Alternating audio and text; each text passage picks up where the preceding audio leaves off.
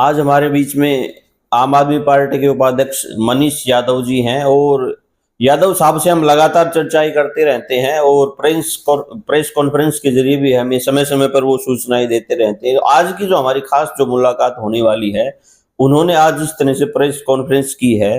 किन मुद्दों को लेकर वो आगे राजनीति में सक्रिय होंगे और स्थानीय मुद्दों पर विशेषकर हमारी चर्चाएं रहेंगी, क्योंकि आगामी समय में जो विधानसभा के चुनाव है वो होने वाले हैं। उन सब चर्चाओं को लेकर और प्रदेश की राजनीति को लेकर विशेष चर्चाएं रहेगी। सर, पीसीजी न्यूज पे स्वागत आपका। बहुत बहुत शुक्रिया। पीसीजी न्यूज के सभी दर्शकों को मेरा नमस्कार जी। सर, आज इस तरह से प्रेस कॉन्फ्रेंस की आपने, सबसे पहले उसके बारे में बताइए। देखिए, आज जो प्रेस कॉन्फ्रेंस है कि आम आदमी पार्टी ने पूरे हरियाणा के अंदर 45 जनसभाएं करने का जो अभियान है वो शुरू किया हुआ है। 26 जुलाई से इस अभियान की शुरुआत हुई थी और 12 अगस्त को यह अभियान पूरा हो जाएगा। इन जनसभाओं में आम आदमी पार्टी के राष्ट्रीय संयोजक अरविंद केजरीवाल जी की धर्मपत्नी श्रीमती सुनीता केजरीवाल जी, पंजाब के लोकप्रिय मुख्यमंत्री भगवंत मान जी, आम आदमी पार्टी के राष्ट्रीय प्रवक्ता और राज्यसभा सांसद संजय सिंह जी और इनके साथ तमाम अनेक नेता जो आम आदमी पार्टी के, चाहे दिल्ली में कैबिनेट स्तर के मंत्री हों, पंजाब में कैबिनेट स्तर के मंत्री हों, वो सब इन जनसभाओं में पहुंचकर जनता को संबोधित कर रहे हैं, बदलाव जनसभा को संबोधित कर रहे हैं। महेंद्रगढ़ में 4 तारीख को 4 अगस्त 2024 रविवार के दिन आम आदमी पार्टी के राष्ट्रीय प्रवक्ता राज्यसभा सांसद संजय सिंह जी, जो कि जाने जाते हैं संसद के अंदर सबसे मजबूती से आम लोगों की आवाज उठाने के लिए, संजय सिंह जी, चाहे वो रोजगार की बात हो, चाहे महंगाई की बात हो, चाहे किसान की बात हो, चाहे महिला सुरक्षा की बात हो, कानून व्यवस्था की बात हो, हर मुद्दे पे आपको राज्यसभा में गूंजते हुए नजर आए होंगे। तो ये सौभाग्य है कि संजय सिंह जी हमारे बीच में आ रहे हैं।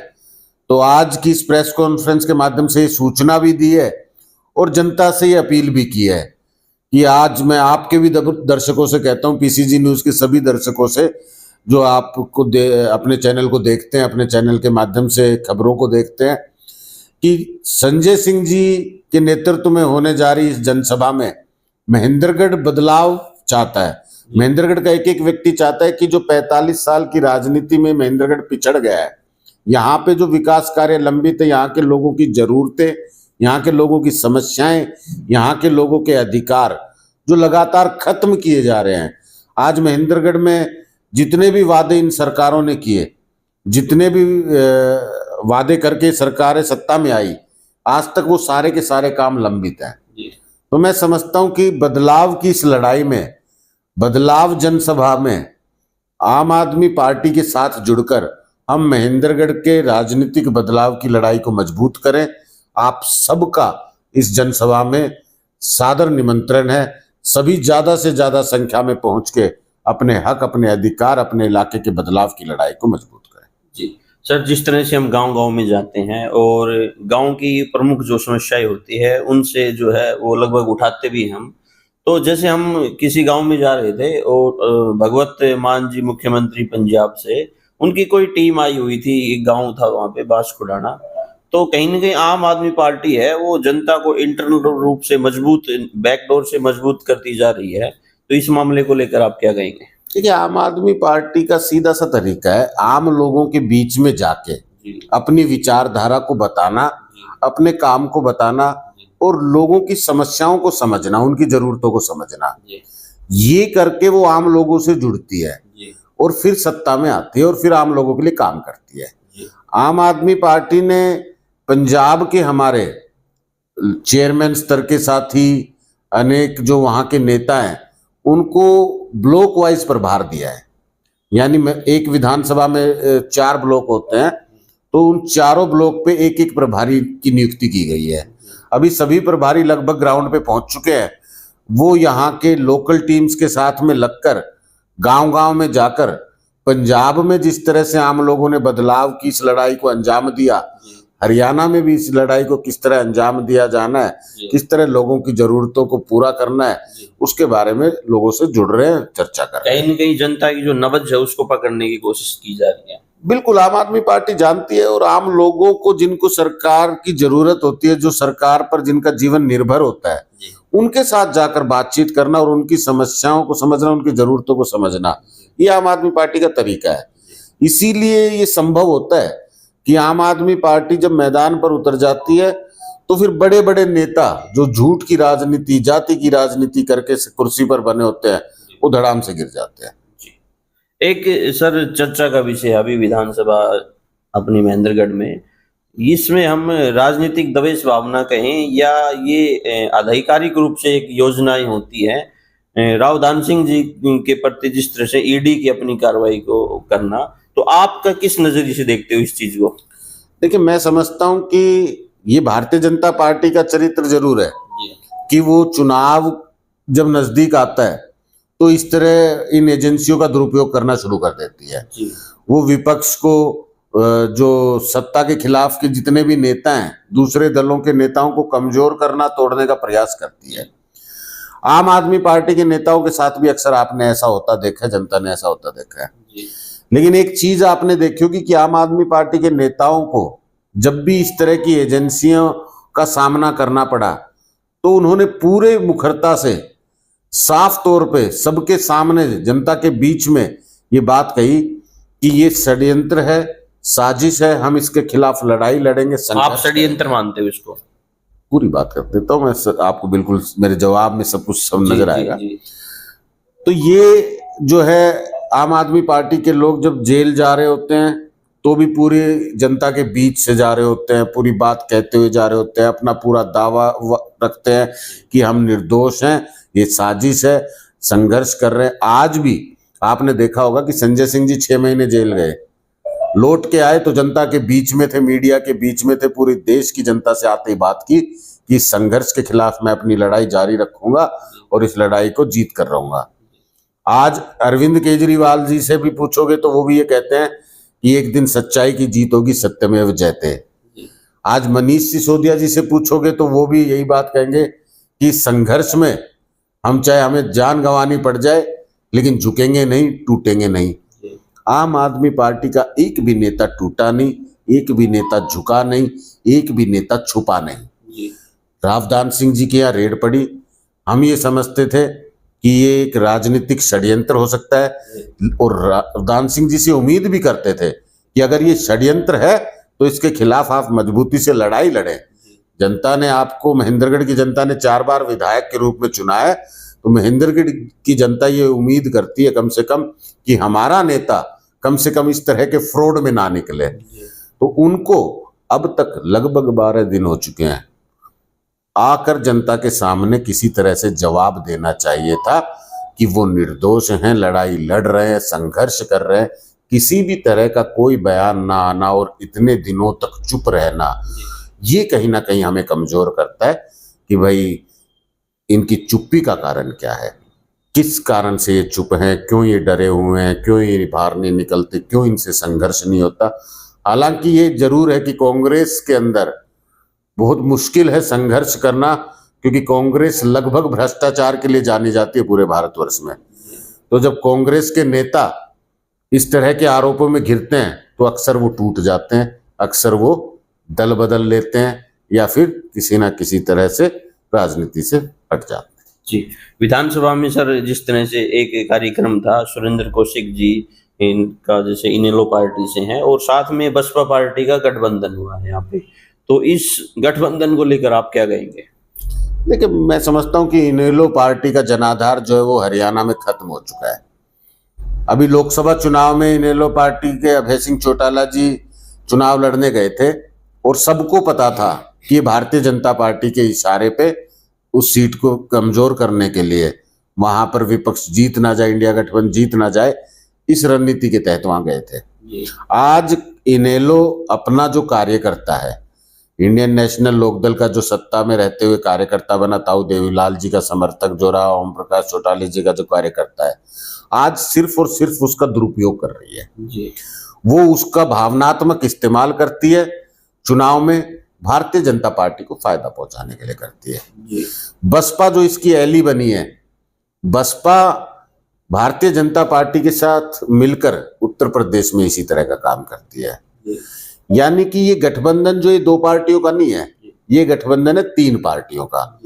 अप्रत्यक्ष रूप से इसके अंदर भारतीय जनता पार्टी भी शामिल है, जिसको इसका बेनिफिट मिलना है, तो बेनिफिशियरीज होगी।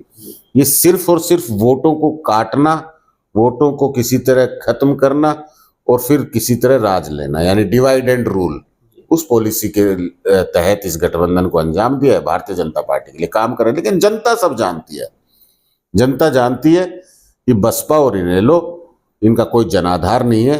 ये भाजपा को फायदा पहुंचाने के लिए मैदान में, इनके सूपड़े साफ रहेंगे। जिस तरह लोकसभा के चुनाव में इनके खातों से पर्चियां नहीं निकली, इनके बैलेट पेपर न इनके मशीन में किसी तरह से वोट नहीं निकले, सेम नतीजे इनके विधानसभा चुनाव में रहेगा। जी, दूसरी तरफ सर बात करें बीजेपी पार्टी से पूर्व शिक्षा मंत्री रामविलास शर्मा जी, उनके ऊपर भी जिस तरह से आम आदमी पार्टी की तरह से आपने जिस तरह से आरोप लगाए थे कि शिक्षा के रूप में उन्होंने घोटाले वगैरह इस तरह की चर्चा है, उनको लेकर आप क्या कहेंगे? आम आदमी पार्टी ने आरोप नहीं लगाए थे, सीबीआई ने एफआईआर दर्ज की है कि 2014 से 2016 के बीच में 4 लाख बच्चों का फर्जी दाखिला दिखाकर उनका मिड डे मील का पैसा, उनकी वर्दी का पैसा, उनकी किताब का पैसा, उन पर खर्च होने वाले अध्यापकों का खर्च, इस सब का सब पैसा सरकारी खजाने से निकाल कर बांट लिया गया है। जी। आम आदमी पार्टी ये कहती है कि 4 लाख बच्चों के फर्जी दाखिले के मामले में तत्कालीन शिक्षा मंत्री का नाम एफआईआर में ना होना, ये कैसी एफआईआर है? मतलब वो क्या शिक्षा मंत्रालय इसके लिए जिम्मेदार नहीं है? इतने बड़े पैमाने पे अगर कोई धांधली हुई है और सीबीआई की संज्ञान में आई है, उसने मामला दर्ज किया है, तो उनका नाम भी शामिल होना चाहिए, जांच होनी चाहिए। तो ये भारतीय जनता पार्टी अपने नेताओं को बचाना, लेकिन बचा नहीं पाएंगे क्योंकि जिम्मेदारी तो तय करनी पड़ेगी। 4 लाख बच्चों का फर्जी दाखिला किया, उसका पैसा खाया गया, तो ये जिम्मेदारी एक ना एक दिन तय करनी पड़ेगी। किसकी तय करेंगे? उस समय का मंत्रालय तो उसके लिए जिम्मेदार रहेगा ही रहेगा। तो मैं समझता हूं कि भारतीय जनता पार्टी कांग्रेस कार्यकाल को भ्रष्टाचार में बता के सत्ता में आई थी। आज वो कांग्रेस के भ्रष्टाचार का तो बोलबाला पीट रही है, उस पर तो कार्यवाही कर रही है, लेकिन जितना भ्रष्टाचार वो आज सत्ता में बैठ के कर रहे हैं, आने वाले समय में भारतीय जनता पार्टी का एक एक नेता उसके गले की फांस बनने वाला है। ये कार्यकाल इनके लिए। सर, एक अपनी महेंद्रगढ़ विधानसभा की हम बात करें तो टीम बलवान फौजी जो गांव-गांव में जाकर कह रहे हैं कि हमें जिला मुख्यालय चाहिए, तो मनीष यादव क्या मुख्यालय नहीं चाहिए? नहीं, बिल्कुल जिला मुख्यालय की मांग को लेकर बलवान फौजी और उनकी टीम और अनेकों सामाजिक संगठन इस मांग को लेकर धरना प्रदर्शन कर रहे थे और उन्होंने एक योजनाबद्ध तरीके से एक अभियान चलाया जो गांव-गांव पहुंच रहा है और इसमें 10 तारीख से लेकर 15 तारीख तक आगे एक विशाल धरने का जो आह्वान भी किया गया है। तो इस गांव-गांव के दौरे से पहले जब मुख्य जिला सचिवालय हमारा जो ये मिनी सेक्रेटरीट है महेंद्रगढ़ का, वहाँ जो धरना प्रदर्शन था उसमें हमने समर्थन भी दिया और पूरा सहयोग करना और जिला मुख्यालय की लड़ाई को मजबूत करने में पूरा सहयोग रखने का भरोसा भी दिलाया है।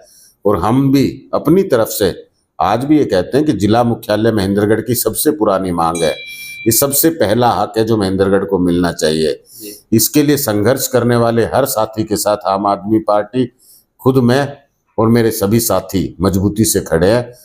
टीम बलवान फौजी ने इस मुहिम की शुरुआत की है, वो इस संघर्ष में मेहनत कर रहे हैं, हम उनके साथ हैं। सर, लोकसभा में जिस तरह से आम आदमी पार्टी का और कांग्रेस पार्टी का एकजुट होना, यानी कि उनका अलायंस था, और अभी जिस तरह के आपने बीजेपी की बी टीम बताया, तो कहीं ना कहीं आम आदमी पार्टी का जो है लोगों की इंटरनल रिपोर्ट है कि जो है कि कांग्रेस के साथ गठबंधन हो सकता है भविष्य में।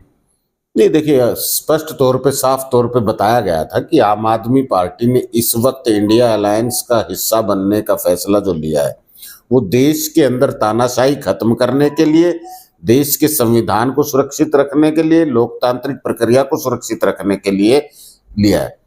और जरूरी भी उस समय यही था।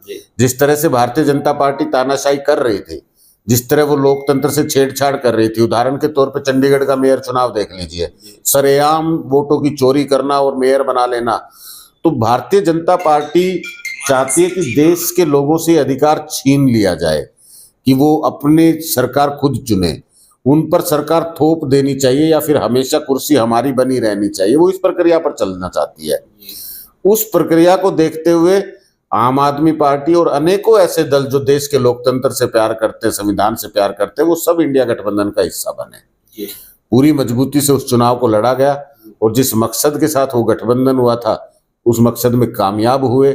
आज देश की भारतीय जनता पार्टी की सरकार को बैसाखी पे लाकर खड़ा कर दिया, मनमानी कर नहीं सकती।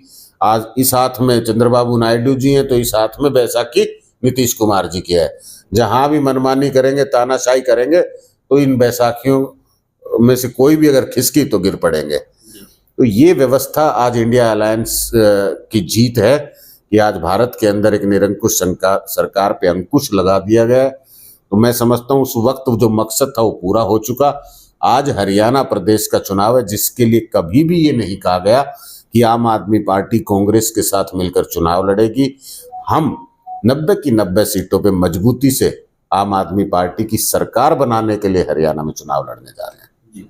ये जो राज्यसभा सांसद जी जिस तरह संजय जी आ रहे हैं महेंद्रगढ़ में, क्या मुख्य आप क्या कहेंगे इसको, मैनिफेस्टो घोषणा पत्र आम आदमी पार्टी ने अभी जारी नहीं किया है, तो किस घोषणा के तहत क्या लगता है किन उम्मीदों के साथ महेंद्रगढ़ में उतरने वाले हो आप? देखिए, हरियाणा के साथ साथ महेंद्रगढ़ भी राजनीतिक बदलाव चाहता है और आम आदमी पार्टी की ये 45 जनसभाएं ऐसे बदलाव चाहने वाले क्रांतिकारी साथियों को एकत्रित करके हजारों हजारों की संख्या में की जा रही हैं। महेंद्रगढ़ में भी मुझे पूरा विश्वास है कि हजारों की संख्या में इकट्ठा होकर यहाँ के बदलाव चाहने वाले क्रांतिकारी साथी हुंकार भरेंगे और इसमें मुख्य एजेंडा एक ही है कि काम की राजनीति, ईमानदार राजनीति अपने क्षेत्र में लाई जाए। संजय सिंह जी मुख्य रूप से आम आदमी पार्टी की विचारधारा अरविंद केजरीवाल जी का संदेश देने के लिए हमारे बीच में आ रहे हैं और इस बदलाव की लड़ाई को मजबूत करने के लिए हमारे बीच में आ रहे हैं। हजारों हजारों की संख्या में मैं जनता से फिर से एक बार अपील करता हूं कि ये मौका, ये अवसर हमारे बदलाव की लड़ाई को मजबूत करने का है। आप सबका सहयोग इस लड़ाई में हमको चाहिए। इस महेंद्रगढ़ को अच्छा बनाने के लिए, यहाँ के पिछड़ेपन को दूर करने के लिए, यहाँ के अधिकार को लाने के लिए आम आदमी पार्टी के साथ इस बदलाव जनसभा में मजबूती से खड़े। जी सर, आपने बातचीत की, बहुत बहुत धन्यवाद। बहुत बहुत शुक्रिया। मनीष यादव जी हमारे साथ थे। लगभग हमने बारी बारी पहलों पर टच करने की कोशिश की, महेंद्रगढ़ के विकास के बारे में हो, चाहे राजनेताओं के गठबंधन के बारे में हो, पार्टी कौन सी एंट्री करेगी हरियाणा में, ये आने वाला वक्त बताएगा। कमेंट सेक्शन में अपनी राय जरूर दे। मेरे सहयोगी कैमरामैन के साथ मैं जितेंद्र लखेरा, बहुत बहुत धन्यवाद। जय हिंद, जय भारत, जय हरियाणा।